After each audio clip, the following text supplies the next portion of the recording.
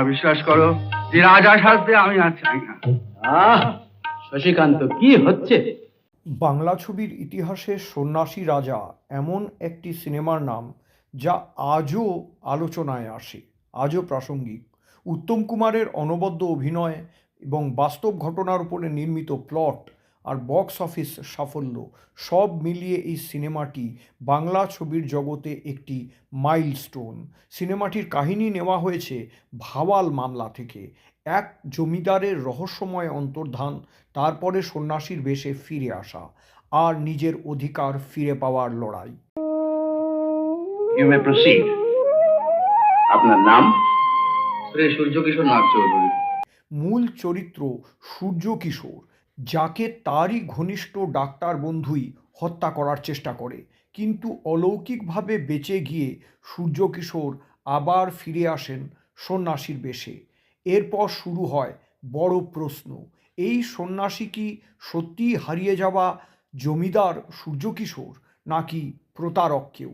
ছবির সবচেয়ে নাটকীয় অংশ হলো আদালত ও সমাজে এই পরিচয় প্রমাণ করার সংগ্রামের সিকোয়েন্সটি। আচ্ছা, আপনি বলতে পারেন বিয়ের তিথিতে রাজাবাবু রানীমাকে কি দিয়ে আঘাত করেছিলেন? সিনেমাটি মুক্তি পেয়েছিল 1975 সালে। ছবির পরিচালক ছিলেন পীযূষ বসু।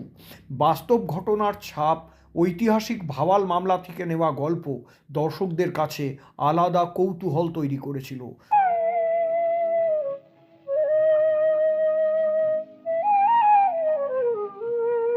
উত্তম কুমারের ম্যাজিক, জমিদার থেকে সন্ন্যাসীতে রূপান্তর, আবার নিজের পরিচয় প্রমাণের লড়াই, সব কিছুই তিনি নিখুঁতভাবে পর্দায় ফুটিয়ে তুলেছিলেন।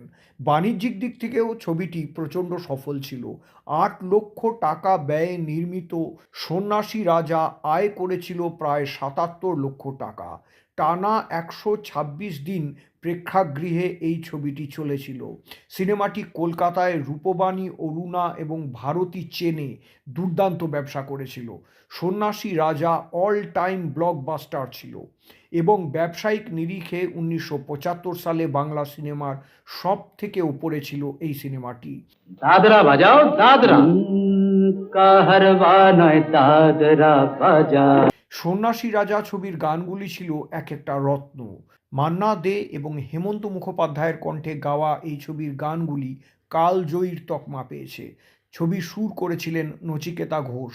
উল্লেখযোগ্য গানগুলি ছিল ঘর সংসার, সবাই তো চায় মান্নাদের কণ্ঠে, মান্নাদের কণ্ঠেই পূজা কি গো থেমে যায়, কাহার বা নয় দাদরা বাজাও এবং হেমন্ত মুখোপাধ্যায়ের কণ্ঠে কা তব কান্তা। এই ছবিতে উত্তম কুমার জমিদার সূর্য কিশোর থেকে রহস্যময় সন্ন্যাসীর রূপান্তরকে দুর্দান্ত অভিনয়ের মাধ্যমে ফুটিয়ে তুলেছিলেন। রাজকীয় গরিমা, মৃত্যুর মুখোমুখি অসহায়তা আর সন্ন্যাসীর ধ্যানমগ্ন ভাব, প্রতিটি ছন্দ তিনি অনায়াসে প্রকাশ করেছিলেন। এই ছবিতে উত্তম কুমারের লুক ছিল অনেকটা যীশু খ্রিস্টের মতন। পদ্মাবাই 2500 জমিদার বাড়িতে মুজরো করতে যাবে না। আদালত দৃশ্যে তার সংলাপ, চোখের ভাষা, তার শরীরী ভঙ্গি দর্শকদের বিশ্বাস করায় এই মানুষই সেই হারানো রাজা। রানীকে আমি কোনোদিনও আঘাত করি। ফলে 70-এর দশকে তার ফিল্মি ক্যারিয়ারের চূড়ান্ত ওঠানামার মধ্যে দিয়ে গিয়েও সন্ন্যাসী রাজা উত্তম কুমারকে শুধু সুপারস্টার নয়, এক অদ্বিতীয় সিরিয়াস অভিনেতা হিসেবে প্রতিষ্ঠা দিয়েছিল। বাস্তব কাহিনী আর আবেগের সেতুবন্ধন তৈরি করে মহানায়ক উত্তম কুমার এখানে তার অভিনয় প্রতিপত্তিকে কিংবদন্তির স্তরে পৌঁছে দেন। রানীমা কমিশনের এই সব ফাঁস করে দেবেন, সন্ন্যাসীকে স্বামী বলে স্বীকার করে নেবেন। আমাদের ডেফিনেট। বাংলা সিনেমাটির অভাবনীয় সাফল্যের পরে এই একই কাহিনী নিয়ে 1977 সালে রাজা রমেশ নামে এই সিনেমার তেলেগু ভাষাতেও রিমেক করা হয়েছিল। এরপর 2018 সালে সৃজিত মুখোপাধ্যায় আবার ভাওয়াল মামলা নিয়ে বানিয়েছিলেন এক যে ছিল রাজা সিনেমাটি। আলোচনা ও বিতর্ক, সিনেমাটির মূল দ্বন্দ্ব ছিল একটাই, এই সন্ন্যাসী কি শেষমেশ সত্যিকারের হারিয়ে যাওয়া জমিদার সূর্য কিশোর প্রমাণিত হবে, নাকি এই সন্ন্যাসীকে প্রতারক বলা হবে? এই প্রশ্নই দর্শকদের মনে আগ্রহ তৈরি করেছিল।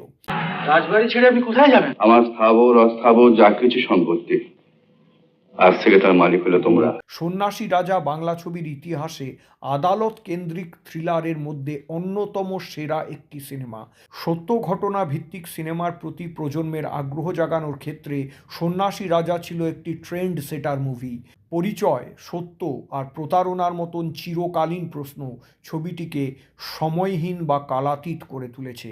সেই জন্যেই উত্তম কুমার, সুপ্রিয়া দেবী অভিনীত সন্ন্যাসী রাজা আজ 50 বছর পরেও বাংলা সিনেমার ইতিহাসে এক যুগান্তকারী অধ্যায় হয়ে দাঁড়িয়ে আছে।